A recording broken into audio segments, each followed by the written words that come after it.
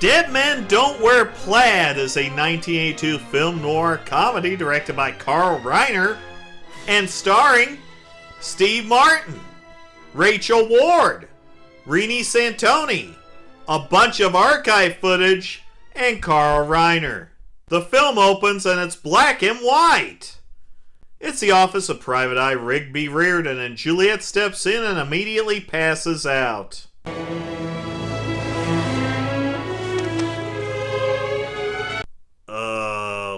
What?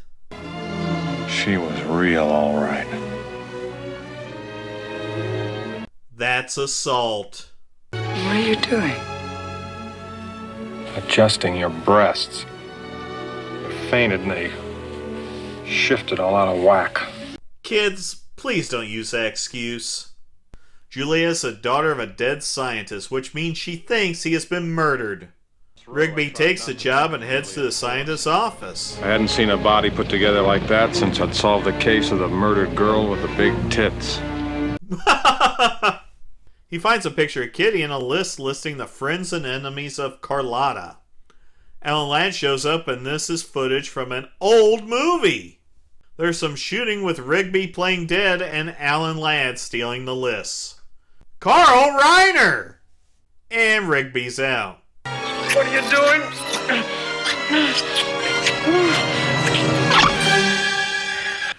Where'd you learn that? At camp. You need to put a ring on her finger, man.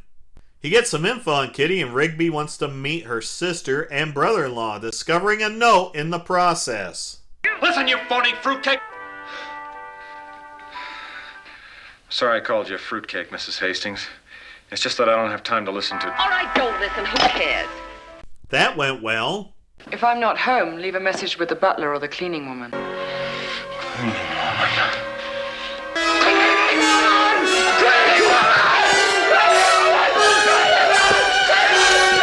The hell? When I was 7 years old, my father ran off with the cleaning. I'm gonna call it right now. Foreshadowing! Rigby heads to a hotel and finds Ray Milan buying the dollar from him and finds a match. Rigby then makes the run to Santa Monica to talk to Kitty Collins, and it's Ava Gardner. He bullshits about being a producer and freaks her out when he brings up Carlotta. He follows her to lunch the next day and sneaks a brooch to Rigby that contains a clue. Then Rigby looks to find Sweet Anderson, and it's Burt Lancaster. But more company arrives with Rigby getting shot again, and Burt Lancaster's fucking dead.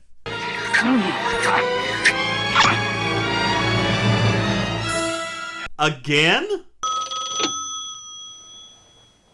Yeah? Hello, Marlo. Oh, hello, Bernie. No, it's me, Rigby. Come on, we knew Bogart was going to be Marlowe. Juliet gives Rigby a bus station key and they have a moment. Tell her I was starting to feel something for her, too. Something warm and squishy. That's hot. Marlowe stops by to pick up the lists, and Rigby investigates, going to the bus station to pick up more lists. He gets tailed by Cary Grant, eventually sharing a train car, but Rigby puts him to sleep with a harmonica.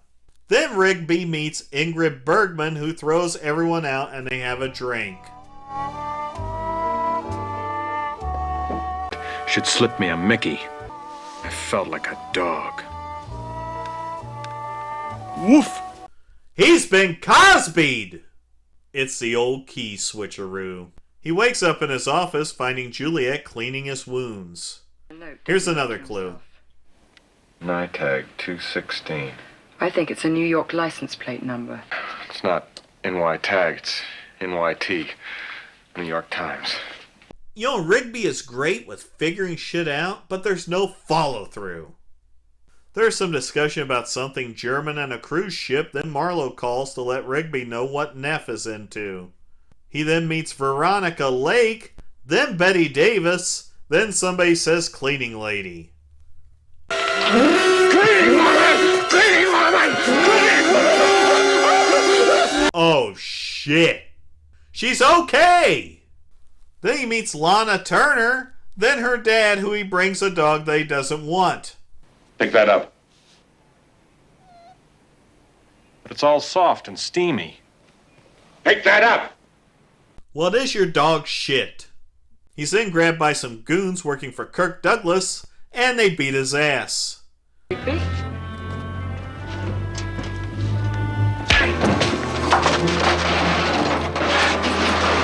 How in the hell does she know where he is? I even knocked your breasts out of whack. Again? Rigby decides who would be the best blonde to pick up Fred McMurray, and he brings him home, drugs him, and discovers a cruise ship manifest that matches the enemies list. James Cagney was the captain of that ship and is in prison, so Rigby goes in undercover, but escapes with him, and shit, it's a double cross. How you doing, Parker? I can't breathe. Oh, stuffy, huh? I'll give it a layer. Thanks. There's another suck, and they finally give in to their passion. Here's a phone call with Joan Crawford. There's a misunderstanding about said phone call, and Juliet ditches his ass. Please do not try to contact me, as I will be out of town for some time. Juliet, someone got a gun to your head? Let's get trashed. He learns that Carlotta is in Peru and heads that way. He gets warned about Kitty and Charles Lawton, then has some batshit conversation. Nothing alcoholic. Oh, beer maybe. Si, senor.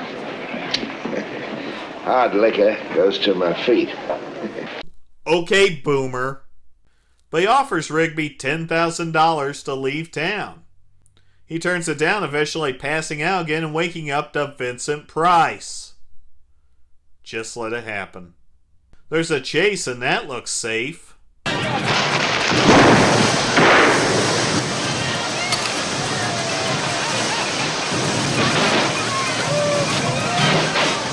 That was a great shot.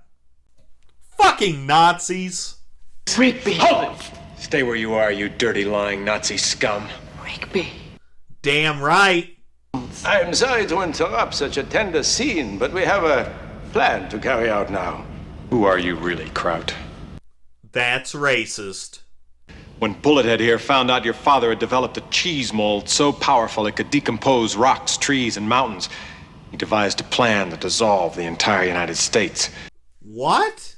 There's something about cheese mold and Rigby is captured. Eine Marke Frau. Eine Marke Frau. It means she could be my cleaning woman. Here it comes.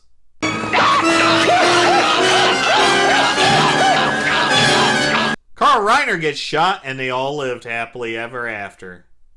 Dead Men Don't Wear Plaid is an interesting concept, but it's kind of tied down by the clips it uses in its story. It creates a patchy film that's all over the place, and some characters only end up with less than a minute of screen time. It's like the story was sacrificed just so we can get so-and-so into this movie. It also makes me wonder how good a movie this would have been if it was just a straight noir comedy without all the extra footage.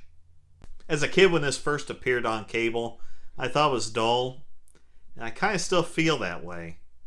It's okay, but that's about it.